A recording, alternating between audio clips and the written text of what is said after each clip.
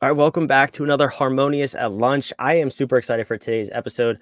We got a guest who has a unique story, a really interesting story, and a cool path that's very much in alignment with what we teach and talk about here at What If with the Harmonious architecture. We're talking about business systems and a unique approach to it, but also really the path of today's story is the payoff of focusing on and developing, building a business system. So on this podcast, we're here to disrupt the way you think about your business, help you scale and grow.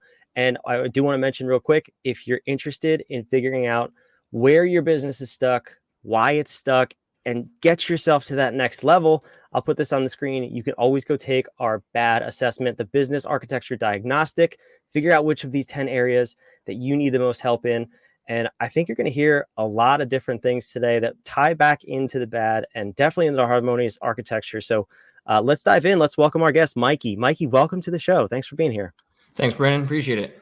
Yeah, so let's go back to the beginning. We were talking before we started recording, and you have a fascinating story that I said was unfortunately unique, and that is one of success in small business. So take me back to the beginning when you were starting your first business. What did life look like? What was that business at the time? Well, my first business wasn't really on the legal side, so I'm not going to go back that okay, the second business then. I'm not going to go back that far. But so I started out as a rapper. Funny enough, that's where I got most of my business skills from because I wanted to push my music. That's where the Mikey Bars name came from, and it just kind of stuck.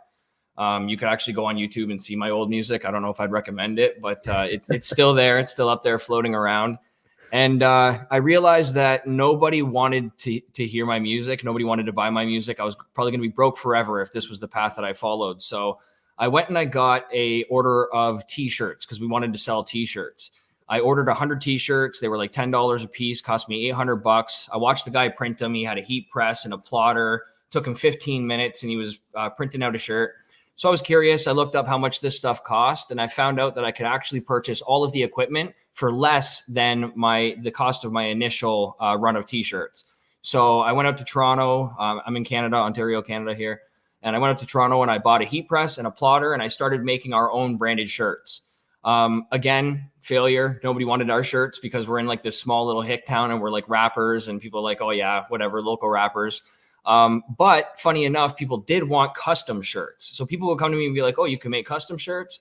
So I'd make shirts for Stag and Does and whatever else people wanted. I actually almost got sued by Monster, and my Facebook almost got taken down because I printed out a Monster shirt. So if you're printing custom shirts, make sure you have licenses if you're doing stuff like that. Little tip. But yeah, and then one of my buddies actually approached me one day and said that he had a liquidation store and he was looking to rent out the corner of it. And he said he wanted $200 a month and 5% of sales.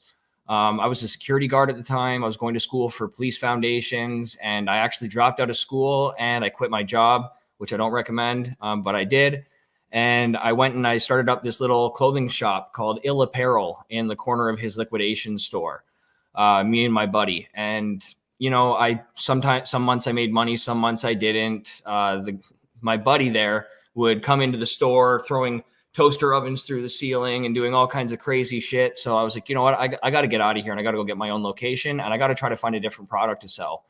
At the time, it was 2015 and vaping was just getting started at the time. So I noticed there was only one vape shop in town. So I made an order for some vapes. I actually had to smuggle some nicotine across the border because I actually couldn't get nicotine in Canada. So this is a rated R story. This is the rated R version.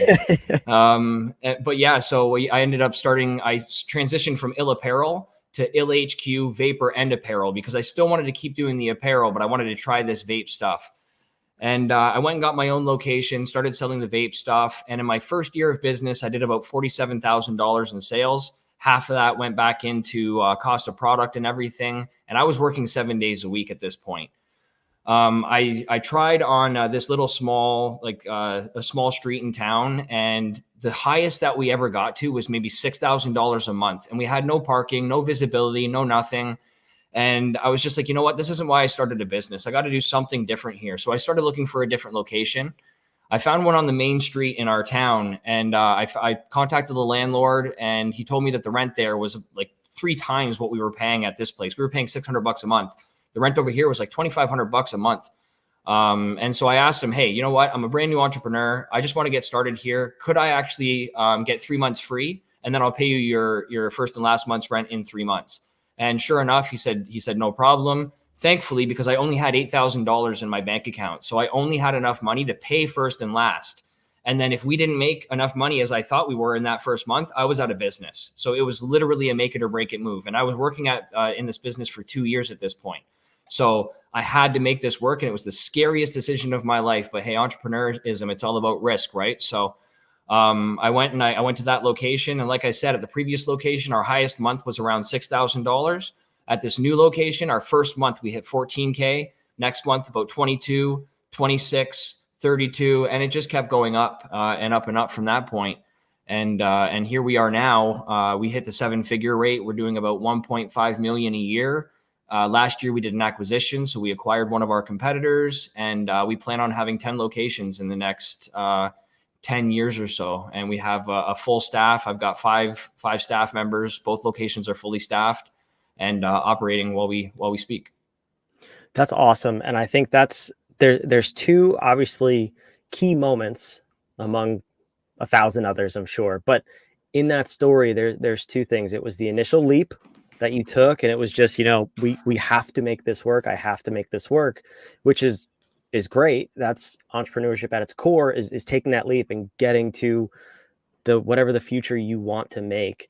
The second one, and I think the more important one, is anybody can start a business. Not a lot of people can sustain and grow a business. I'm sure you're aware of the stats. 50% of businesses go out of business in the first year, 80 in 5, 96 in 10. Yep. So the key, what I believe, and from talking to you before the show, what you believe is it's the systems, the operating model, and the framework to run your business. You don't get from solopreneur making $22,000 a year to scaling to 10 locations without a system. So tell me about that process. What was it like for you to build these systems, the trial and error? I know you went through a couple different frameworks, but let's talk a little bit about the importance and how you're building those systems out.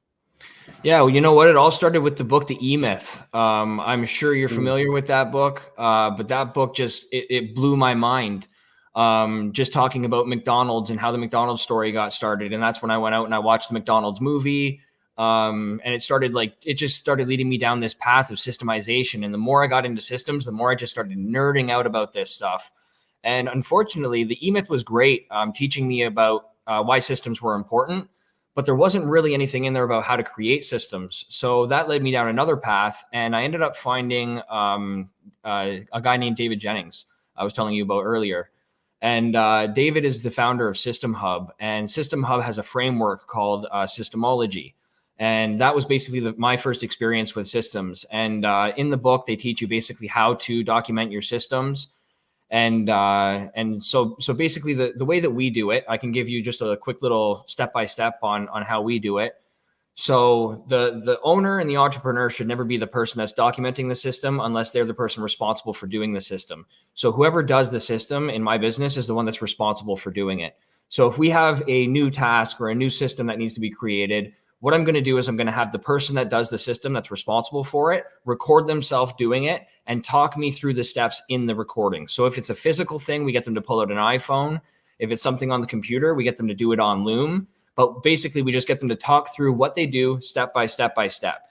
Now, we don't get caught up in perfectionism at this point. Even if the way that we do it, we know that it's not a great way and it's super manual. It doesn't matter. We're just documenting at this point. We're not optimizing. Once we have that video, I bring it onto the computer and then I pull it into Loom to get a transcription. We take that transcription and we pull it into ChatGPT, where we have a prompt where we prompt ChatGPT to become a documenter. And then we pull the transcription in when we say, hey, ChatGPT, here's a transcription of a system that we have. Can you turn it into a step-by-step system? We have this full prompt out for it. Then it will spit out the first iteration of our system. We go and put that into System Hub. We document it. And then the next person, then we go and get somebody who's never done that before to basically stress test it. And if they have any questions, they put it in the comments section. We optimize it and we go from there. And then basically in every weekly meeting, we have something called an issues list. And if one of our systems is out of date, we expect all of our staff to use our systems every time they go through the task. And if something becomes out of date, we add it to our issues list. we have a systems champion in our company. And so the systems champion would then go in and update the system, and we would continue going from there. And that's basically how it's super, super simple. That's how we do it in our company. And that's how you're able to delegate and basically duplicate yourself in your business. This is, I'm laughing over here. So you didn't share all of that with me beforehand. No. And I didn't share this with you, but this is actually ironic and should really be the lesson of this show. So I started a custom apparel business as well. That was my first business in 2018. So a little bit after you.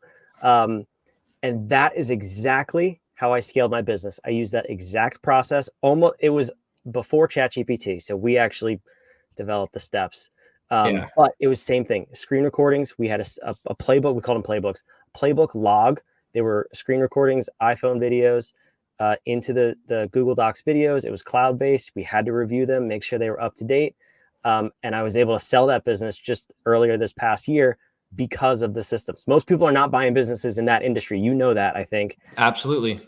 And I was able to sell it quickly at a higher multiple than I probably should have received because it was all documented and I was out of it. And that is so cool that you did the same thing, regardless of the system or the operating system that you're using. Like, please note that down. If you don't have documentation, if you don't have systems, if you're not operating within a structure, your business is chaos, your life is chaos, and you'll never get out of it. Absolutely. So, and I think there always has to be an exit strategy. You know, I teach this stuff and I coach friends. Like I don't really have like anything structured or anything out there, but if my friends come to me and they want coaching, I'll give them coaching. And a lot of people, strangely enough, I don't know if they just don't believe in themselves or if it's just my goals are different than theirs.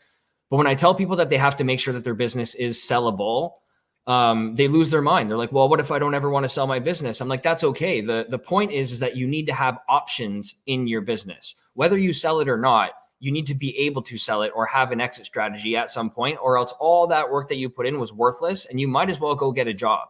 Because if you're building an asset, you might as well build it to be sellable. That's the point of having a business. The point of having a business is to create an asset. Just because it's sellable, like I was saying, doesn't mean you have to sell it. You can own it passively. You could take a vacation if you want to at some point, but if you can't walk away from your business for like 3 months and not only have it still operating when you come back, but still have it growing, you still have work to do, in my opinion. And I think it's a very, very important thing to focus on.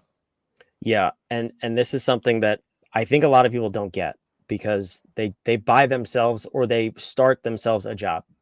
Yeah. And what's the point? It's a job that probably pays less, gives you less vacation days, more headaches.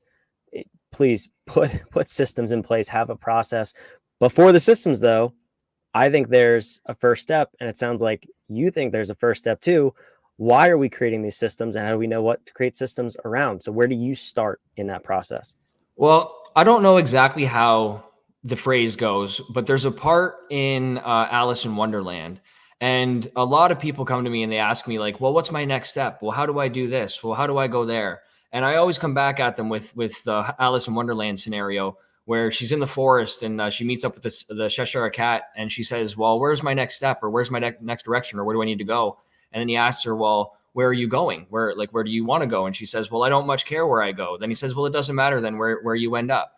Right. And I feel like that's so powerful because if you don't know where you're going, if you don't have a vision and an idea of where you're going, then where you are now is good enough. Like you've already made it. Right. If you don't have an idea of where you want to be, then you're already there.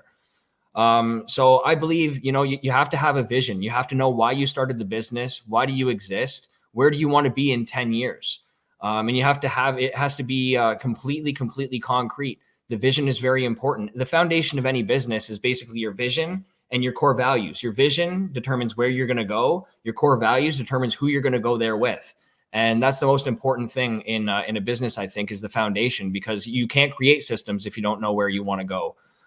You can't have weekly meetings. Your data doesn't matter. Like none of these other core competencies of a business matter unless you know where you're going and why you're going there. I actually feel the why is more important than the where or the what. But the vision as a whole is so critical. Yeah, we're definitely speaking the same language here. And I just want to, if you're listening to this, I want to make sure you understand the importance and the long-term effects of this. If you don't have the vision, if you don't have core values, If you're not chasing a mission as a company, you're just going to have people who are producing widgets. They're cogs in a wheel. They don't care. You'll hire anybody. You'll have no reason to fire them, and there will be no alignment and no compelling future for anybody to chase. Your company will die. That's the short story there. So I want to tie this together real quick, and then we'll come back with one last question for Mikey. This has been an awesome episode. It totally resonates with everything we teach at What If in the harmonious architecture, and we touched on a number of the disciplines. We just came out of navigation, mission, vision, core values. We're as of this recording, we're in the middle of a 5-day workshop teaching people the mission, vision, core values in order to calm the chaos in their business. You can't have a harmonious business if you don't know where you're going and why you're going there.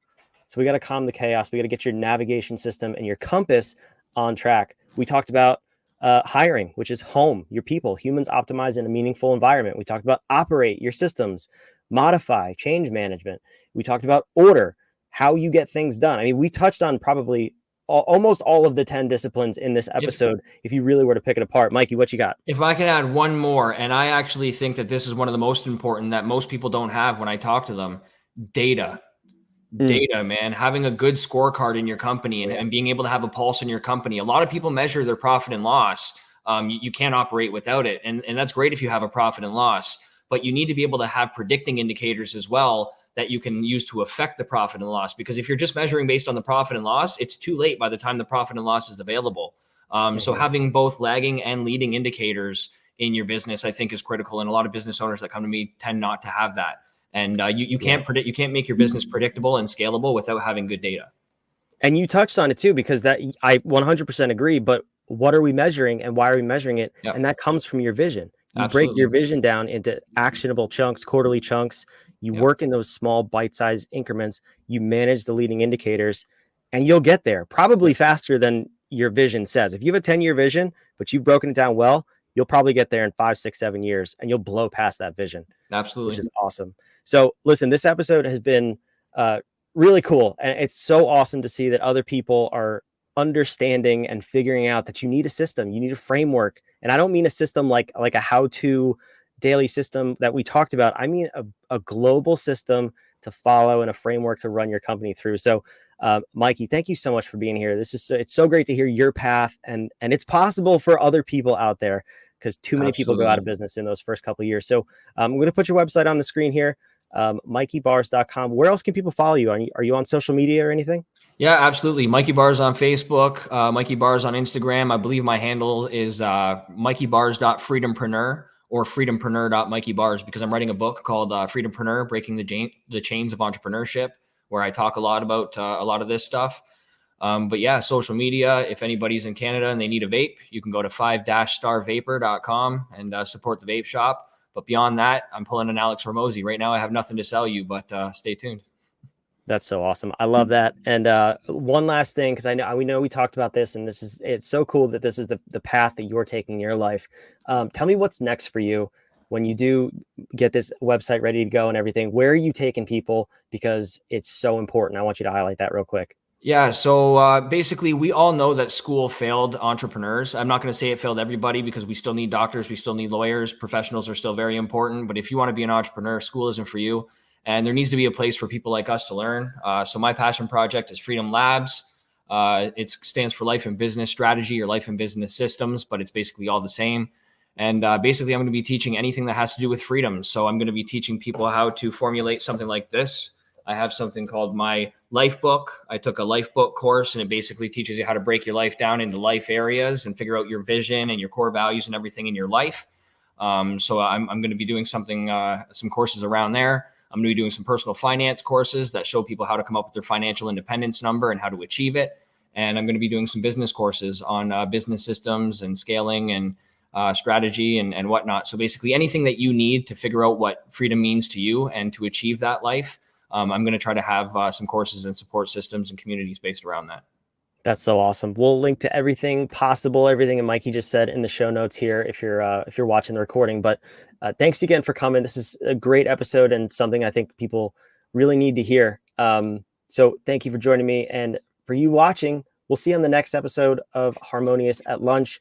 But take this away, please.